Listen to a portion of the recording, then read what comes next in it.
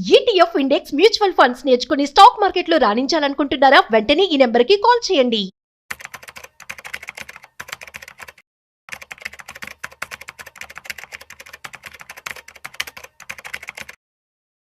Hello viewers, stock market analyst Sundar Rama Reddy గారి జూలైలో జరగబోయే ఆన్లైన్ వెబినార్ కి ఎన్రోల్ చేసుకోవాలనుకుంటున్నారా? ఎస్ఐపి ప్లాన్ కానీ, ఫైనాన్షియల్ ప్లానింగ్ కానీ, మరి రిటైర్మెంట్ ప్లాన్ ఎలా చేసుకోవాలి, కిడ్స్ ఉన్నారు, కిడ్స్ కి సేవింగ్ స్కీమ్స్ కానీ, ఇలాంటి డీటెయిల్స్ అని తెలుసుకోవాలనుకుంటున్నారా? మరి ఫీజు వచ్చేసి 4444. మరి కింద కనిపిస్తున్న నెంబర్ కి కాల్ చేసి రిజిస్ట్రేషన్ చేసుకోండి. నమస్తే, welcome back to Suman TV. ప్రస్తుతం మనతో పాటు ఉన్నారు stock market analyst Sundar Rama Reddy గారు. నమస్తే సార్. నమస్తే సార్, సిప్ క్యాల్కులేషన్ పరంగా చూసుకుంటే ఒక క్వశ్చన్ ఉంది నా దగ్గర. మంత్లీ మనం 20,000 కనుక ఇన్వెస్ట్మెంట్ చేస్తే 7 కోట్ల కార్పస్ని ఎంత త్వరగా మనం పొందొచ్చు అంటే? బేసికల్గా ఎంత త్వరగా అనే బదులు మీ దగ్గర ఎంత నాలెడ్జ్ ఉందంటాం బెటర్ అండి. ఎందుకంటే ఇప్పుడు నీకున్న అసెట్ క్లాస్లు ఏముంటాయి? ఈక్విటీ ఉంది, డెట్ ఫండ్స్ ఉన్నాయి, and real estate investment trust ఉంటాయి, అండ్ ఇంటర్నేషనల్ ఇన్వెస్ట్మెంట్ ఉంది, అండ్ నెక్స్ట్ వచ్చేసరికల్లేమో ఈ కమోడిటీస్ ఉంటాయి, గోల్డ్, సిల్వర్. ఇందులో ఇన్వెస్ట్ చేసుకుంటూ పోవాలి. అంటే ఒక్కొదానికి ఒక లిమిట్స్ ఉన్నాయి. సపోజ్ ఇప్పుడు మనం గోల్డ్ ఉందనుకోండి, ఇయర్లీ యావరేజ్ మీద 12%. ఒక్కోసారి అబ్నార్మల్గా ఈ సంవత్సరం పెరిగినట్టు 40 పెరగచ్చు, వేరే సంగతి. అండ్ డెట్ ఫండ్స్ ఫిక్స్డ్, అది 70-80% కన్నా ఎక్కువ రాదు. రీడ్స్ అనుకోండి, లిటర్లీ ఫిక్స్డ్, అది కూడా 7-8% కన్నా ఎక్కువ రాదు. ఈక్విటీ వాలటిలిటీ అసెట్ ఏది గ్యారంటీ కాదు, అప్ అండ్ డౌన్ అవుతూ ఉంటుంది, యావరేజ్ మీద రావచ్చు. ఓకే, సో ఈ మొత్తం మీద మనం కలిపి చెప్పాల్సి ఉంటుంది. కాబట్టి మీకు రిస్క్ ప్రొఫైల్ ఎంత భరిస్తారు అనేది చాలా ఇంపార్టెంట్. రెండోది మీకు ఎంత నాలెడ్జ్ ఉంది అనేది చాలా ఇంపార్టెంట్. రెండోది గోల్స్ ఇంపార్టెంట్. మీ గోల్ అయితే క్లియర్గా ఉంది, long term point of view అని చెప్పేసి. బట్ అగైన్ రిటైర్మెంట్ దగ్గరకు వచ్చే కొంది మీరు యాక్చువల్ డెట్స్ ఎక్కువ కేటాయించాలి. రిటైర్మెంట్ దూరంగా ఉన్నప్పుడు ఈక్విటీలో పెట్టచ్చు కావాలంటే. అందుకని జస్ట్ 20,000 పెడితే నాకు ఒక 7 కోట్లు కావాలి, 10 కోట్లు కావాలి అలా మీరు చెప్పకూడదు. రిస్క్ ఎంత టాలరేట్ చేస్తారో క్లారిటీ ఉండాలి. రిస్క్ ప్రొఫైల్ని అనలైజ్ చేసి మనం అడ్వైజ్ ఇవ్వచ్చు అనమాట అది.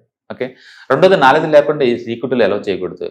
మనం సింపుల్గా స్మాల్ క్యాప్ మ్యూచువల్ ఫండ్లో పెట్టుకుని బాగుంటుందని చెప్పాం అనుకోండి, మార్కెట్ 2 రోజులు పడింది అనుకోండి, 3వ రోజు కంప్లైంట్ చేస్తాడు. మీరు చెప్పమన్నారు, నేను పెట్టాను 3% పోయింది అంటాడు.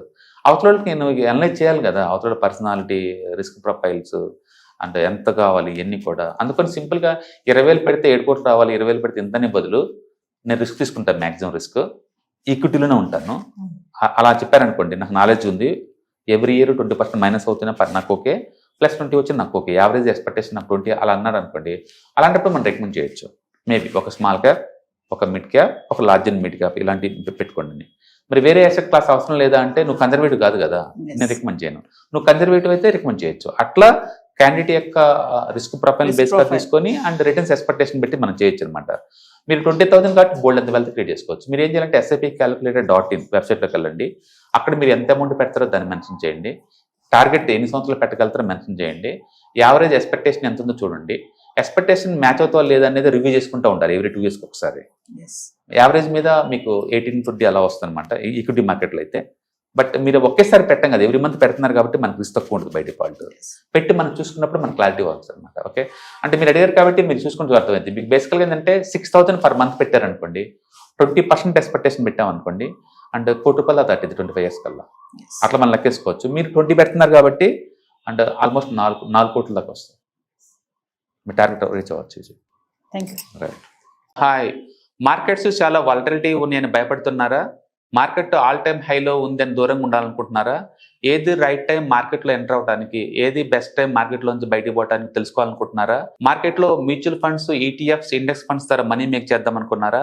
ఇలాంటి మీ డౌట్స్ కి క్లారిఫికేషన్ కోసం ఈ webinar ETFs, index funds and mutual funds కోర్సులో జాయిన్ అవ్వండి.